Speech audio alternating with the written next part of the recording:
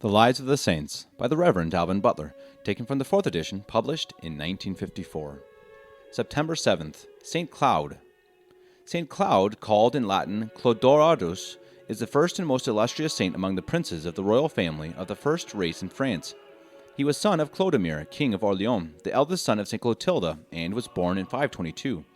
He was scarce 3 years old when his father was killed in Burgundy in 524, but his grandmother Clotilda brought him up and his two brothers Theobald and Gunther at Paris, and loved them extremely. Their ambitious uncles, Childebert, king of Paris, and Clotaire, king of Soissons, divided the kingdom of Orleans betwixt them, and stabbed with their own hands the two elder of their nephews, Theobald and Gunther, the former being 10, the latter 7 years old. Cloud, by a special providence, was saved from the massacre, and cut off his hair with his own hands, by that ceremony renouncing the world, and devoting himself entirely to the service of God in a monastic state. He had many fair opportunities of recovering his father's kingdom, but, young as he was, he saw by the light of grace that all that appears most dazzling in the world's worldly greatness is no better than smoke, and that a Christian gains infinitely more by losing than by possessing it.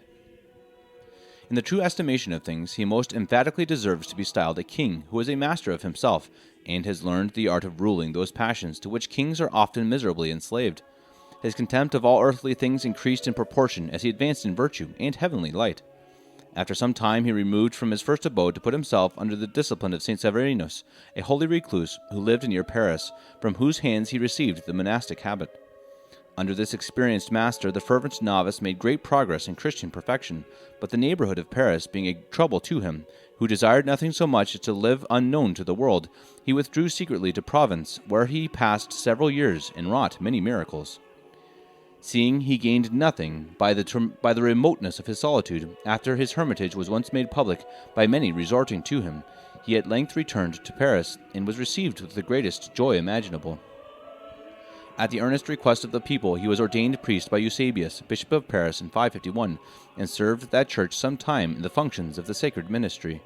He afterwards retired to Nogent on the Seine, now called St. Cloud. 2 leagues below this monastery he assembled many pious men, who fled out of the world for fear of losing their souls in it. St. Cloud was regarded by them as their superior, and he animated them to all virtue both by word and example. All his inheritance he bestowed on churches or distributed among the poor.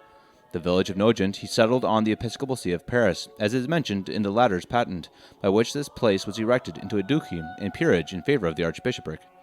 St. Cloud was indefatigable in instructing and exhorting the people of the neighboring country, and piously ended his days at Nogent about the year 560. He is commemorated in the Roman Martyrology on the 7th of September, which seems to have been the day of his death. The monastery has been since changed into a collegiate church of canons, where the relics of the saint are still kept, and the place bears his name.